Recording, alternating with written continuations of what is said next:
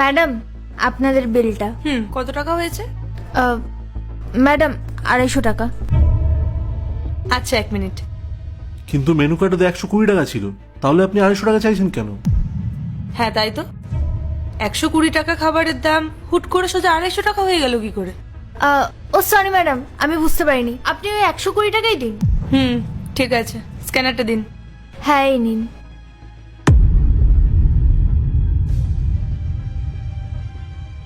Payment হয়ে গেছে।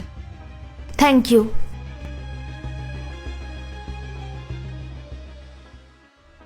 কত হয়েছে?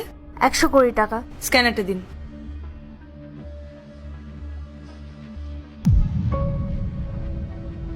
এখানে তো রেস্টুরেন্টের নাম আসছে না।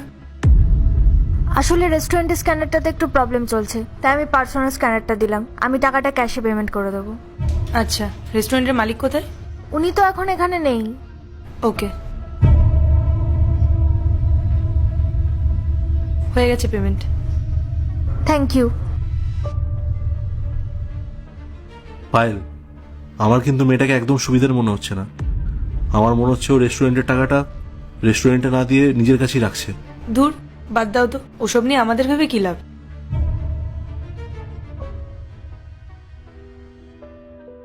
আরে অভি, কেমন আছো তুমি? আরে আমি তো ভালোই আছি। আপনাকে তো ইদানিং দেখাই যায় না। আপনি বলুন, আপনার খবর কি?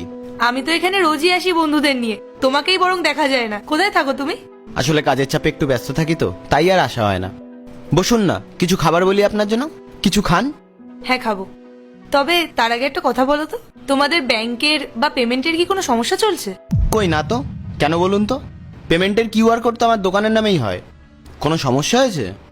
আসলে ব্যাপারটা হচ্ছে, তোমার এই রেস্টুরেন্টে যে মেয়েটা কাজ করে, ও তো গত কয়েকদিন ধরে ওর পার্সোনাল অ্যাকাউন্টে পেমেন্টটা নিচ্ছে। ও বলছে যে রেস্টুরেন্টের স্ক্যানারে নাকি কোনো প্রবলেম হয়েছে। আচ্ছা, হতে পারে। মিডিলে একটু প্রবলেম হচ্ছিল, তাই হয়তো সেই কারণে স্টাফেরা নিজেদের অ্যাকাউন্টে পেমেন্ট নিয়ে পরে জমা করে দিচ্ছিল। কোনো ব্যাপার না, আমার প্রত্যেকটা স্টাফ ভালো এবং বিশ্বাসযোগ্য। আচ্ছা, তাহলে তো ঠিকই আছে। তুমি আমার জন্য 1 প্লেট চিকেন পকোড়া পাঠিয়ে দাও। আচ্ছা, আপনি গিয়ে বসুন, আমি এক্ষুনি গরম গরম চিকেন পকোড়া পাঠিয়ে দিচ্ছি। ঠিক আছে।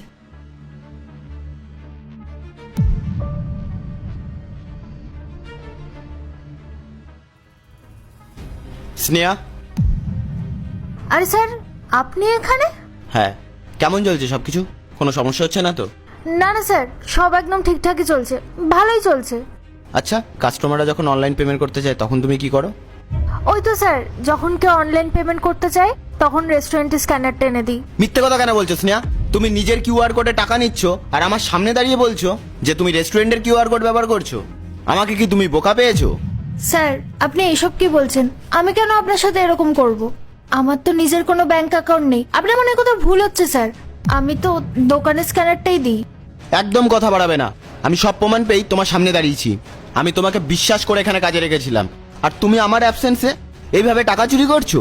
স্যার, বিশ্বাস করুন, আমি আর একটাও কোনো কথা বলবে না। তোমাকে আমি আর এই রেস্টুরেন্টে রাখতে চাই না। এক্ষুনি আমার চোখের সামনে থেকে বেরিয়ে যাও। স্যার স্যার, দয়া করে আমাকে ক্ষমা করে দিন। আমাকে কাজ থেকে বার করে দেবেন না স্যার। আমার পরিবারে আমি একাই রোজগার করি।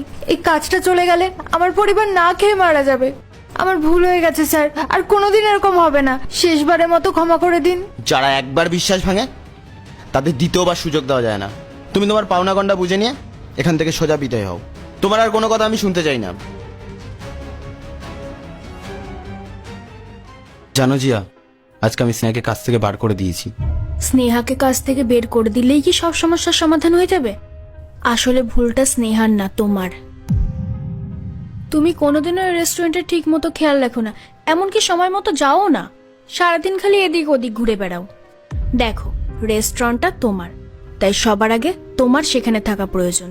আর আমি যদি এখন তোমাকে জিজ্ঞাসা করি যে রেস্টুরেন্টের মাসে কত টাকা লাভ হচ্ছে বা কত টাকা লস হচ্ছে, তুমি কিন্তু সেটা হিসাব দিতে পারবে না। অভি, এখনো কিন্তু সময় আছে। তুমি নিজের সময় মতো রেস্টুরেন্টে যাওয়া শুরু করো। নিজে দায়িত্ব নিয়ে সব দেখাশোনা শুরু করো। দেখবে তখন আয়ের হিসাবটাও স্পষ্ট বুঝতে পারছো। অন্য কেউ কি করেছে সেটা তোমার ভেবে লাভ নেই। তুমি নিজের কাজে মনোযোগ দাও। সত্যি কথা বলতে, তুমি একজন বাইরের মানুষের উপর ভরসা করে নিজের রেস্টুরেন্টের সব দায়িত্ব ছেড়ে দিয়েছিলে। সে তো তার সুযোগ নেবেই। তাই বলছি, ওকে কাছ থেকে বের না করে তুমি প্রতিদিন সময় মতো রেস্টুরেন্টে যাও। তুমি সেখানে নিজে উপস্থিত থাকলে দেখবে এসব আর কিচ্ছু হচ্ছে না। তুমি ঠিক বলেছো জিয়া, আমারই ভুল ছিল। ঠিক আছে, কাল থেকে আমি নিয়ম করে রোজ রেস্টুরেন্টে যাব আর রোজ সব কিছুর খেয়াল রাখবো।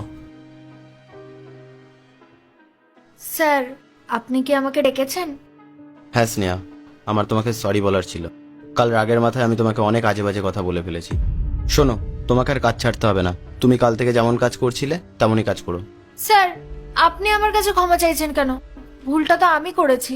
আমি আপনার বিশ্বাসে মর্যাদা রাখতে পারিনি। আমি চুরি করেছি।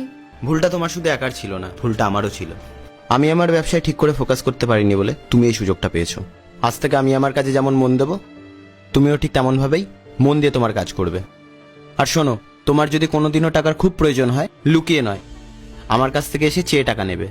আমি আমার সাধ্য মতন চেষ্টা করব। তুমি শুধু আমার বিশ্বাসটা ভেঙো না। ধন্যবাদ স্যার। আমি এত বড় অন্যায় করার পরেও আপনি আমাকে দ্বিতীয়বার সুযোগ দিলেন। আপনি সত্যিই খুব বড় মনের মানুষ। আমি কথা দিচ্ছি স্যার, আমার দ্বারা আপনার আর কোনো ক্ষতি হবে না। আচ্ছা ঠিক আছে, এবার কাজে যাও।